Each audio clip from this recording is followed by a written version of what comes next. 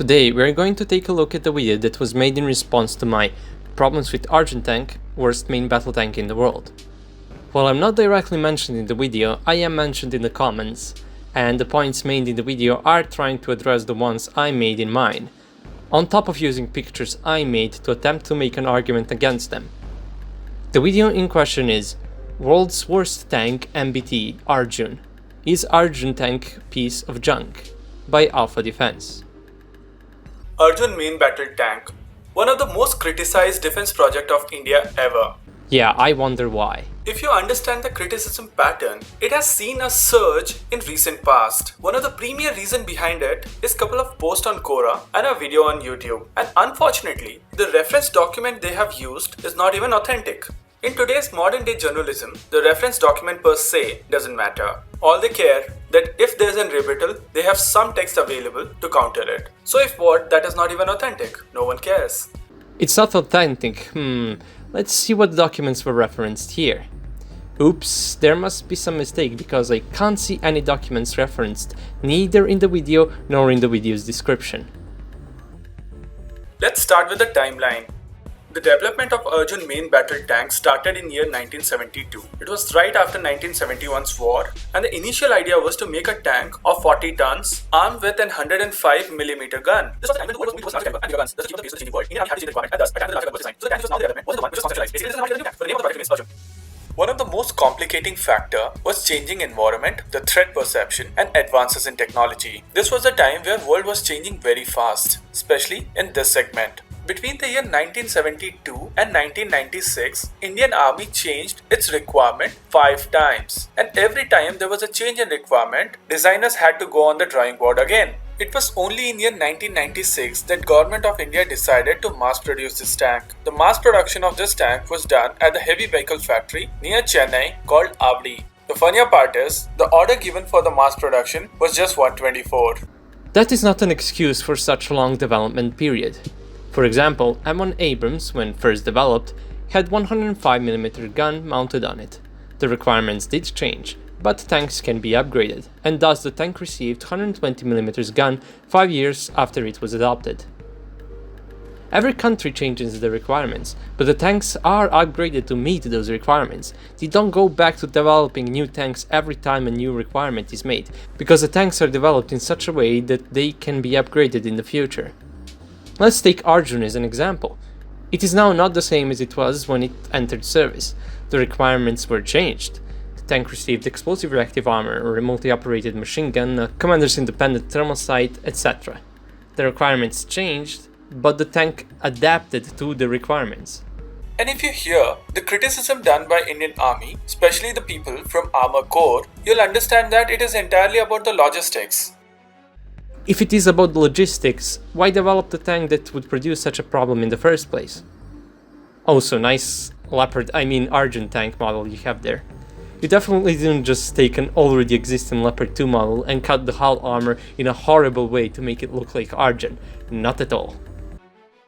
Now let's try understanding this timeline concept with the help of timeline of T-72. The Russian T-72 tank is direct modification on T-64. The T-64 was also called as Object 432. Its main gun was 115mm and it entered production in year 1962 while the design was done in year 1951. The T-64 tank was later upgunned to 125mm gun and with some more modification to its protection, mobility and armor, a altogether new tank was developed and this was called T-72. Now if we apply the same logic what critics are applying on Arjun, the timeline of T-72 was comparable. So just because the name of the project remained Arjun, it is unfair to say the development of Arjun took 30 years. This is the worst possible argument you could have used. During the T-64's development, many requirements were changed. It originally wasn't even supposed to be a tank with composite armor. It was supposed to be better than already existing T-54 tanks. But when the engineers provided the composite armor technology, the demands shifted in the direction of composite armor that would offer protection against, at the time, modern projectiles. They also realized, during the development, that the tank could use a better gun. And 150mm gun of T-62 was mounted just as a placeholder until the production of 125mm gun was good enough to start mounting it on the tank. Thus, only a handful of T-64s with 150mm guns were made. Anyway, T-64 development still took much shorter than the development of Arjun. Now about T-72. T-72 is not a further evolution of T-64. In fact, T-72 lacked a lot of things T-64 had, especially when we look at fire control system. T-72 and T-64 were developed by two completely different companies. While it is true that T-72 is based on T-64, it was made to be more simplified and more reliable, since T-64 originally had some reliability issues. But nevertheless, T-64 and T-72 were both produced at the same time by two different companies. That can't be compared to Arjun at all, which was being developed by one company for 30 years. Arjun main battle tank is equipped with Kanchan armor. Kanchan is a modular composite armor, and even critics do not talk about the Kanchan armor. In fact, the common argument is the turret of Arjun tank is awfully designed and has multiple weak spots. And the major one is the sight. As you can see in the picture, pointed by an arrow, right next to the gun it has a sight which kind of looks like a hole in the turret. This is one of the most common design of sight. You can find it on Abrams, Leopards, Challengers, and even in the latest T-14 Armata. Oh my god, are you for real? Abrams doesn't have a hole in the turret for the sight, nor does Challenger 2, nor does T-14 Armata. You literally showed a picture of Abrams. I simply can't believe what I'm hearing. I mean, a lot of people might think T-14 has a hole in the armor by looking at it, but as I pointed out in numerous of my videos, that is just the cover for the actual turret. The sight is mounted on the side of the turret and does not interfere with the armor in any way. You should double check the things you want to say, and not just look at some pictures and draw a conclusion on your own. This would be the main criticism for this entire video, but let's keep watching. The picture on the screen is the turret of a Leopard 2 main battle tank. As you can see in the picture, the mass behind the sight, which is denoted by A1 in the picture, is 666 mm. When compared to the armor on the other direction, this is comparatively lower. As can be seen in the picture, the cheek of the turret, which is A3, it is 860 mm. The critics believe mass behind the Arjun's sight is way lesser than Leopard, and their reference is this image. This is an image of a 3D art made for a game, a non-authentic source. Here is a more accurate image of Arjun and its schematic.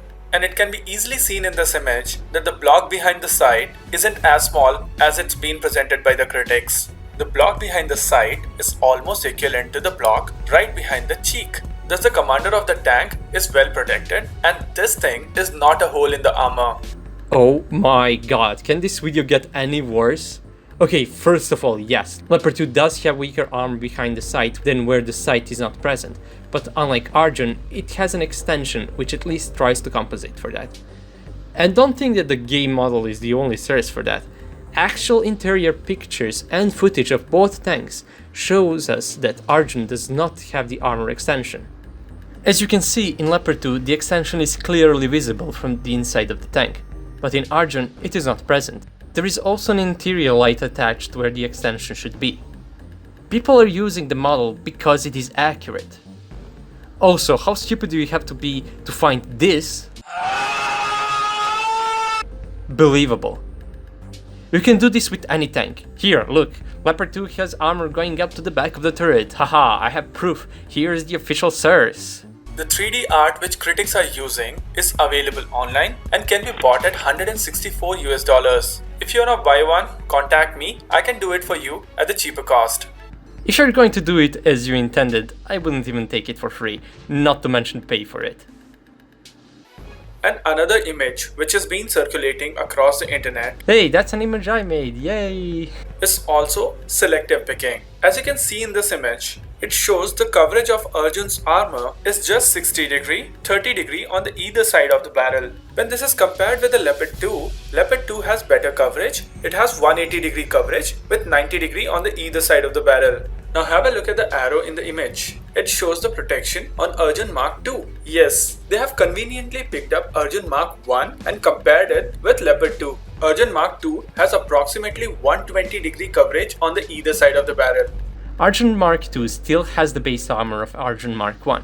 The composite armor still covers only 1/3 of the turret side, and explosive active armor is placed on top of that. As I pointed out in my original video, those things here are storage boxes, not composite armor. In comparison, Leopard 2 has composite armor on the entire side of the turret. That is why it offers protection up to 180 degrees. If you shoot Arjun from this angle, you would have great chances of hitting the part with no composite armor, and penetrating the tank with no issues. Maybe even with the World War II rocket launchers. Completely frying everything inside, since that is where the ammunition is placed, which brings us to the next point.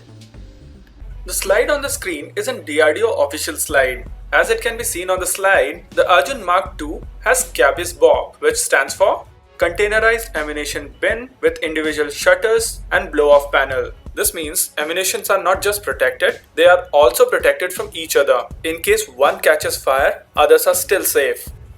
I have already talked about this in my original video where I also provided evidence. Arjun does not have the blast door which protects the ammo rack. Here is what I showed in my original video. That issue is the lack of the blast doors for the ammo storage in the turret. If you don't believe me, look for yourself. This is how ammo storage with blast doors looks like in Leopard 2 and inside of M1 Abrams.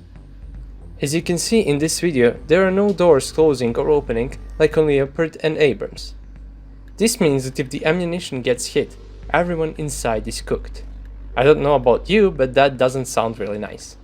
Arjun, both Mark 1 and Mark 2, appear to have the same type of protection on the turret, which do looks like some blowout panels. But what's the point? If you're going to put blowout panels, you must seal the ammo rack on the inside. If you don't, fire will still spread on the inside of the tank. The ammunition inside of Arjun appears to be sealed from all sides, similar to how it is done in Merkava's hull ammo storage. But this is done to give the crew more time to escape, not completely seal the fire. But there is one major disadvantage of this kind of protective design compared to blast door design. This only works if a single projectile is hit. But do you know what are the chances of that happening? Very low, because only one projectile can be ignited if it is hit directly from the back or directly from the front. But in most cases the ammo rack would be hit from the side and from different angles, which, as we previously found out, is not very good for Arjun since half of the turret's side is protected by simple steel armor. In this case, the projectile would go through multiple projectiles, breaking the protection between them and causing a big cook-off which would have catastrophic results. In case of blast doors, if multiple projectiles are hit, it will still be good for the crew because the entire ammo storage is sealed with armored doors, in which case it doesn't matter if one or multiple projectiles are hit. Now let's come back to critics once again. They picked up this photograph and labeled tire area from the side to the gun as a weak spot. They forgot the bottom of the sight is armored. Second, which I have corrected in the video already, that the block behind the sight is not a weak spot. And third, which is the gun. In most of the tanks, gun is always the weak point, and criticism should be taken here. In my original video, I took the entire area where the main gun sight is as a weak spot for Arjun Mark II, specifically, because Arjun Mark II actually has explosive reactive armor which is not placed on that part of the turret, making the entire area a weak zone. This problem can be easily rectified, and it is seen in the Leopard 3 that this can be easily rectified with the help of a barrel skirt as shown in the image with the pointer. Leopard 3? What? I've heard people calling MBT Revolution Leopard 2A7, but Leopard 3? I haven't heard that yet. I mean, yeah, it is a good upgrade, but as I said, the point being made is that the weak spot of the gun mantlet is further extended to the right cheek. Now let's move on to the firepower. Arjun is equipped with 120mm rifled gun, and many believe that rifle guns are old generation guns. Well, let's understand this. After the introduction of ADF, SDF round, that is armor piercing, face stabilized, this sabo, you no longer require a barrel that gives you a round of spin because the round can generate a spin itself. But when you have smooth bore and you had to fire a round that requires a spin, especially the Hesh round, high explosive squash head, a rifle gun comes handy. So rifle gun can do what a smoothbore can do, but smoothbore cannot do all that which a rifle gun can do. This adds up versatility to the gun of the tank. What? Nice Arjun turret model, by the way. Okay, let's put all jokes aside. Hesh is not good for anything in modern warfare at all. Modern high explosive projectiles can do pretty much everything Hesh can. Not to mention that the spalling ability of Yash is completely useless against modern composite armors, since the spalling would only affect the first layer out of many that modern tanks have. Yash could be made to be fired from a smoothbore gun, but the reason why it's not done is because it is useless to do it when you have many projectiles that perform far better than Yash does. And another point which critics often point out is the length of the rod fired by Arjun. A tungsten or a depleted uranium rod, which is used in armor-piercing round, are smaller in Arjun. This is laughable. Let's take an example. Qatar has ordered Rafales, but not the Meteor. So the Rafales of UAE are useless? Well, certainly not. The day they get the Meteor, it becomes as capable as Rafales of France. Similarly, if Indian Army decides to get more powerful armor-piercing round, Arjun can fire that. What kind of an argument is that? You can make that argument for anything. If Tula develops better projectile for T-90, T-90 will be able to fire it. That argument can be used for practically any tank in existence. The point is that what Arjun currently fires is complete junk when compared to modern projectiles. As I pointed out in my original video, the projectile penetrates more than 2 times less than any modern APF SDS, because it is incredibly short. Still, that is not the main argument against rifled guns. Rifle guns have much shorter lifespan in form of the number of projectiles they can fire before requiring a barrel replacement. Because the gun rifling is way more likely to get damaged than a smooth surface, increasing the barrel wear. Even the British, who have been using rifled guns on their tanks for possibly the longest period of time, are potentially going to replace it with the German L55 smoothbore gun. One of the most important things to be noted here is that the turret of Arjun tank is loved by Indian Army. They in fact wanted the turret of Arjun tank on the hull of T-72. This entire setup was called Tank X. In fact, there was a prototype of Tank X. After Russia protested against it, this project was scrapped. Arjun's turret is nice, yeah, comfort-wise it is, but you can't just expect to mount it on a T-72 and have the tank perform without issues. The turret is much heavier than the one of T-72. It would heavily degrade the mobility of the tank, since the T-72's engine is less powerful than the one of Arjun. And it is very important to understand here that Indian Army does not have a problem with Arjun as such. They have a problem of logistics. With a fleet of 4,000 Russian-made tanks, it is very difficult for Indian Army to shift from the Russian philosophy to the Western type. It requires huge investment in training, infrastructure, and logistics. As I said at the beginning, if logistics are the problem, why develop such a tank in the first place? Every country has at one point changed from one design to another. It is simply a problem of making a decision. The problem here is that Arjun is not good enough to make such a decision.